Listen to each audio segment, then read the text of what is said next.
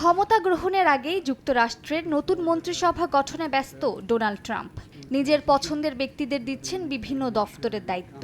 স্থানীয় সময় বুধবার বিদায়ী প্রেসিডেন্ট জো বাইডেনের সঙ্গে সাক্ষাতের পর যুক্তরাষ্ট্রের অ্যাটর্নি জেনারেল হিসেবে কংগ্রেস সদস্য ম্যাট গিটসের নাম ঘোষণা করেন ডোনাল্ড ট্রাম্প, যা এরই মধ্যে ব্যাপক আলোচনা সমালোচনার জন্ম দিয়েছে। কংগ্রেসে ম্যাটের বিরুদ্ধে দুর্নীতি, স্বজনপ্রীতি, মাদকাসক্তির মতো বিভিন্ন অনৈতিক কর্মকাণ্ডের তদন্ত চলছিল, কিন্তু অ্যাটর্নি জেনারেল হিসেবে নিয়োগ পাওয়ার পরেই কংগ্রেস থেকে পদত্যাগ করায় চলমান সব তদন্ত থেকে রেহাই পেয়ে যান তিনি। নানা কারণে মার্কিনদের তোপের মুখে পড়া সাবেক ডেমোক্র্যাট নেত্রী তুলসী গ্যাবার্ডকে জাতীয় গোয়েন্দা পরিচালক হিসেবে নিয়োগ দিয়েছেন ট্রাম্প। নির্ভীক ব্যক্তিত্বের জন্যই তুলসীকে এই পদে নিয়োগ দেওয়া হয়েছে বলে জানান তিনি।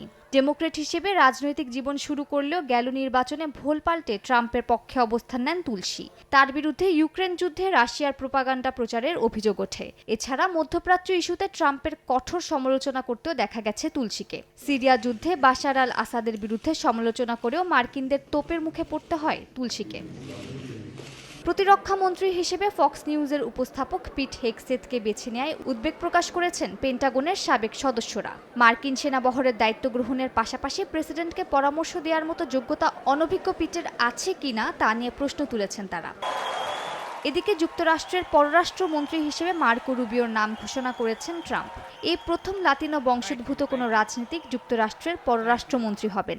অভিবাসন সহ বিভিন্ন ইস্যুতে ট্রাম্প ও রুবিও একে অপরের তীব্র সমালোচনা করেছেন। চীন ও ইরানের পররাষ্ট্র নীতি নিয়ে রুবিওর কঠোর অবস্থানের জন্যই তাকে এই পদের জন্য বেছে নেওয়া হয়েছে বলে ধারণা করা হচ্ছে। মালিহা সুহরাওয়ার্দী, সময় সংবাদ।